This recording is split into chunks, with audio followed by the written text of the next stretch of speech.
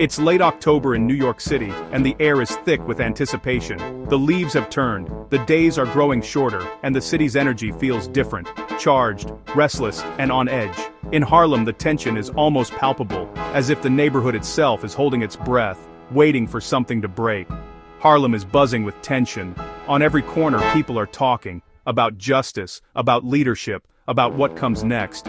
The community is alive with debate, and the stakes feel higher than ever. On October 27, 2025, a moment that would send shockwaves through the city unfolded. Hawk Newsome, the outspoken leader of Black Lives Matter NYC, made a decision that stunned both his supporters and critics. He walked into the 28th precinct, surrounded by flashing cameras and murmurs from the crowd, and turned himself in on assault charges stemming from a recent protest that had already made headlines. This wasn't about a minor infraction or a misunderstanding. Newsome was accused of punching Manhattan Democratic District Leader William Allen, a prominent figure in local politics, during a heated confrontation at a protest. The incident was caught on video, replayed endlessly on social media, and quickly became the talk of the city. The fallout was immediate and intense. The community found itself divided, with some rallying behind Newsome, insisting he was being unfairly targeted for his activism and his willingness to speak truth to power. Others, however, argued that he had crossed a line, that violence, no matter the cause, could not be justified. The debate spilled into churches, barbershops, and social media feeds, with everyone asking, who gets to speak for Harlem, and at what cost? At stake are deep questions about protest, power, and the meaning of true representation. Is leadership about confrontation, or about building bridges?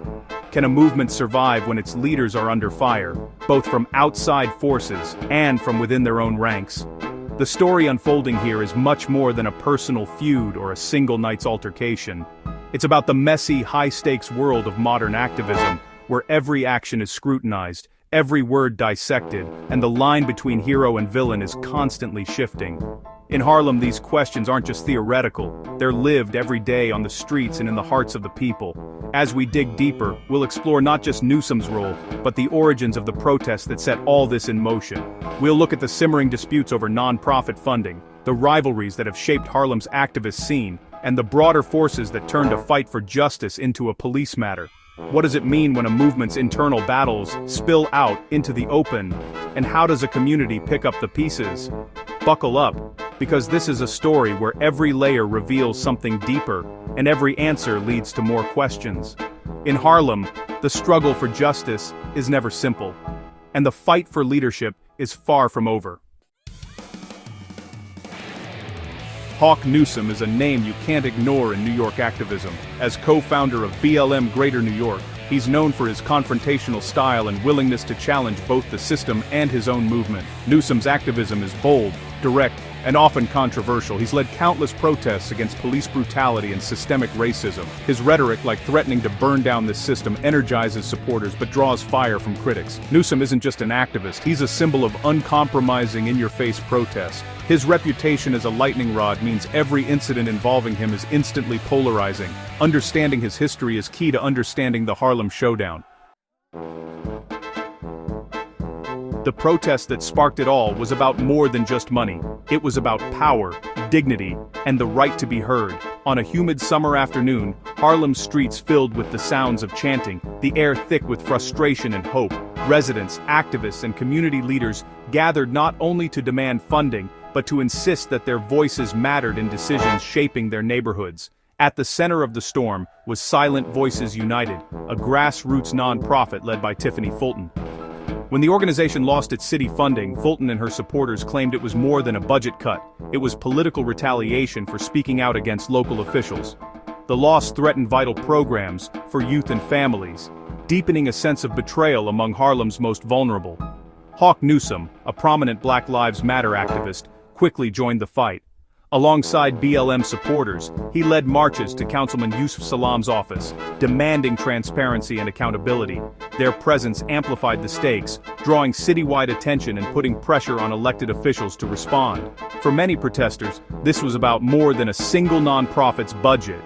It was a battle for community control over resources, a struggle to ensure that Harlem's future would be shaped by those who live there, not by distant politicians or bureaucrats. The debates grew heated, with neighbors and activists passionately discussing how best to serve their community.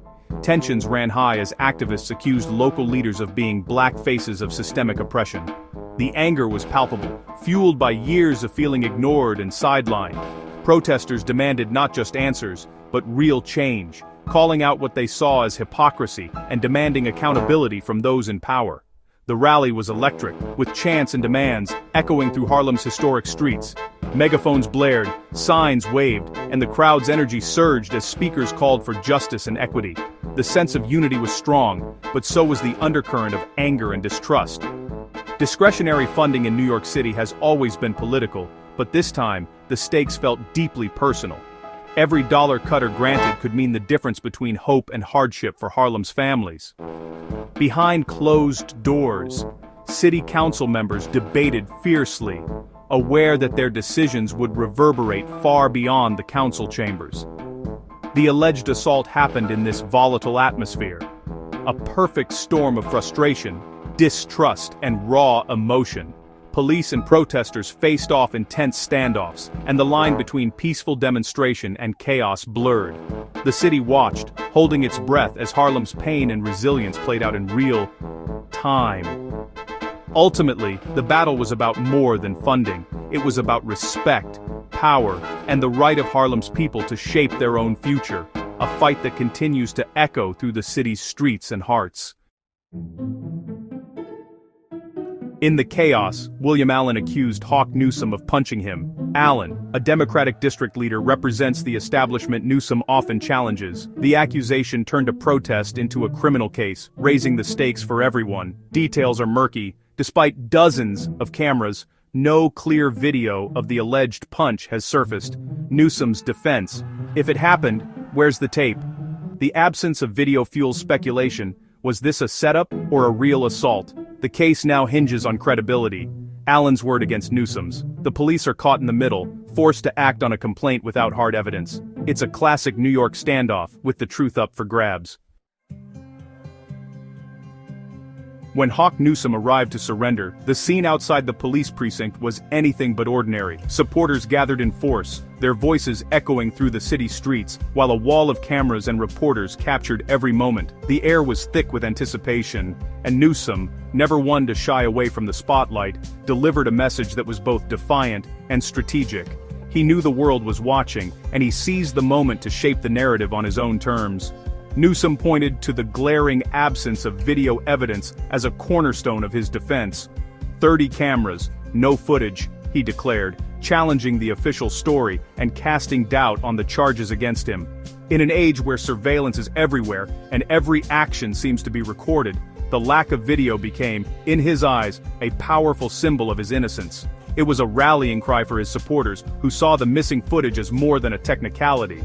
It was proof that something wasn't right. Seizing the moment, Newsome invoked the legacy of Martin Luther King Jr., drawing a direct line between his own arrest and the long history of civil rights leaders facing persecution. He spoke passionately about the struggles of those who came before him, framing his situation as part of a larger ongoing fight for justice. By aligning himself with Dr. King, Newsome sought to elevate his cause, transforming a local controversy into a chapter in the broader story of American activism. MLK got locked up 26 times. This is a sign we're fighting, he declared, his words resonating with those who saw themselves as part of a movement much bigger than any one individual. The crowd responded with cheers, their energy feeding off his conviction. For many, Newsome's willingness to face arrest was a badge of honor, a sign that the struggle for justice was alive and urgent. For his base, the comparison to Dr. King was more than just rhetoric. It was a powerful affirmation that they were on the right side of history, standing up against injustice, just as previous generations had done.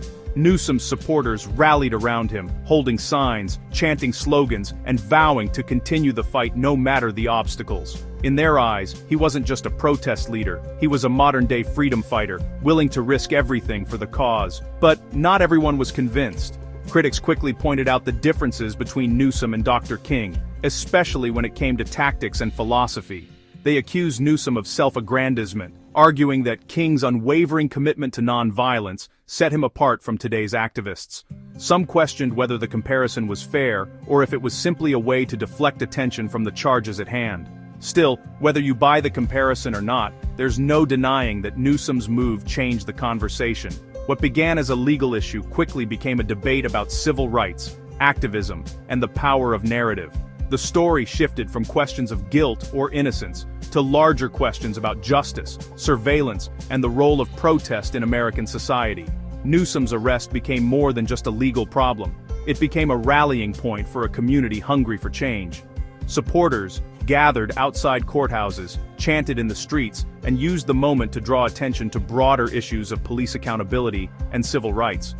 The energy was palpable, and the sense of solidarity grew stronger with each passing day. The missing video and the invocation of Dr. King's legacy turned what could have been a minor local dispute into a national talking point. News outlets across the country picked up the story.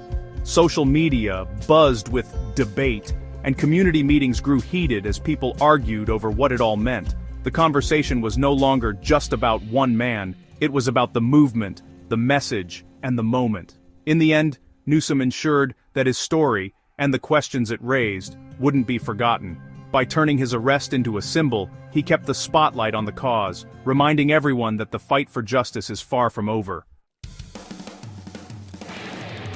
Newsome's supporters quickly called foul, claiming the charges were politically motivated. They see Allen, a Democratic insider, as a pawn in a larger effort to silence Newsome. The protest targeted a city councilman, adding layers of intrigue. The lack of video evidence is central to their argument. How could no one capture the punch? Supporters believe the system is using the justice process to drain Newsome's resources and credibility. This narrative taps into a long history of black activists being targeted by authorities. For them, defending Newsome is about protecting the right to protest and resisting political suppression. The fight is bigger than one man, it's about the movement itself. Lost in the uproar is Tiffany Fulton, head of Silent Voices United. For her, the protest was about saving her nonprofit, not political drama. She's heartbroken that the original cause was overshadowed by chaos and allegations. Fulton feels her fight for funding was hijacked by larger power struggles. Her experience is a cautionary tale. When high-profile activists join, the narrative can quickly spiral out of control. Grassroots issues risk being drowned out by headline-grabbing conflict. Step back, and Harlem's showdown mirrors national debates on protest and power. This wasn't just activists versus the system, it was a clash within the black community over resources and representation. Newsome's claim of black faces of systemic oppression highlights how power can be complicated, even among allies. Perception is everything. To some, Newsome is a hero, to others, a reckless agitator. The missing video lets every narrative thrive. Truth becomes whatever side you're on. The story shows how quickly a fight for justice can become a battle of personalities in politics. The lines between activist, politician, and victim blur in the heat of conflict. Harlem's drama is a case study in the messy reality of modern social justice movements. The Hawk Newsome saga leaves us with more questions than answers. It's a reminder that the fight for justice is rarely simple. Conflicts happen within communities, not just against outside forces. Newsome's arrest, the missing video, and the political fallout all show how perception shapes reality. Activism is high stakes, and controlling the narrative is as important as the legal battle. Coalitions fracture easily when personalities and tactics clash. The story is a vivid example of the challenges facing social justice movements today. In the end, the fight for justice is messy, human, and never as clear-cut as we'd like.